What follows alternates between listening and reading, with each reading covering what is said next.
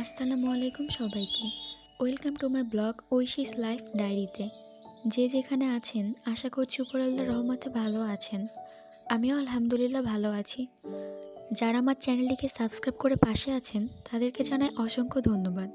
আর যারা আমার চ্যানেলটিকে সাবস্ক্রাইব করেননি দয়া করে আমার চ্যানেলটিকে সাবস্ক্রাইব করুন এবং আমার পাশে থাকুন।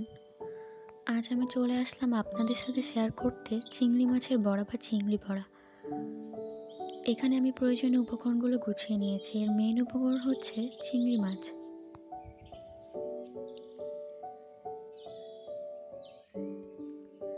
আমি এখানে চিংড়ি মাছের খোসা ছাড়িয়ে পানি ঝরিয়ে নিয়েছি। তারপর এটাকে শিলে বেটে নিয়েছি।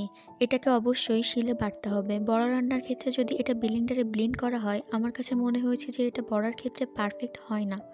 অবশ্যই এটাকে পানি ঝরিয়ে বাটতে হবে। তাছাড়া নিয়েছি লবণ, হলুদ, কাঁচা ঝাল নিয়েছি অল্প পরিমাণে এবং শুকনো মরিচের গুঁড়া, রসুন বাটা, পেঁয়াজ বাটা, গরম মশলা, জিরা গুঁড়া, তেজপাতা, নারকেল দুধ। এই রান্নায় নারকেল দুধটা অবশ্যই ব্যবহার করতে হবে, এর জন্য রান্নাটা অনেক টেস্টি হয়। অনেকে গুঁড়ো দুধ ব্যবহার করে থাকে তো রান্নায় সেই স্বাদটা আসে না। এছাড়া নিয়েছি আলু। আমি এবার রান্নায় চলে যাব। কড়াইতে আমি আলু এবং নারকেল দুধের অর্ধেকটা দিয়ে দিয়েছি এবং পরিমাণ মতো তেল দেবো, যেহেতু নারকেল দুধ থেকে তেল বের হবে। শুকনো মরিচের গুঁড়া, কাঁচা ঝাল, গরম মশলা, জিরা গুঁড়া দিয়ে দিয়েছি। এবার এটাকে ভালোভাবে মিশিয়ে নিব। এবার দিচ্ছি পেঁয়াজ বাটা, রসুন বাটা, হলুদের গুঁড়া। এবার এটাকে ভালোভাবে মিশিয়ে নিয়েছি।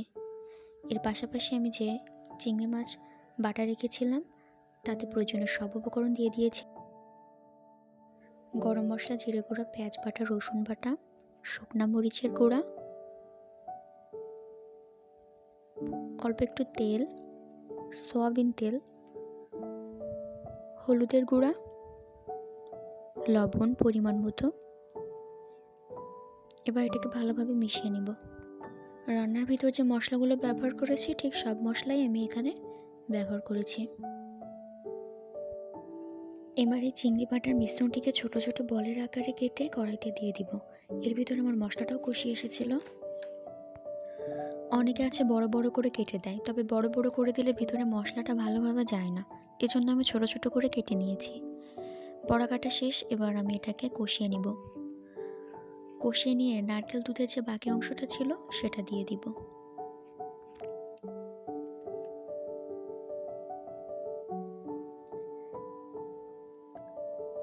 এর ভিতরে দিয়ে দিয়েছি তেজপাতা।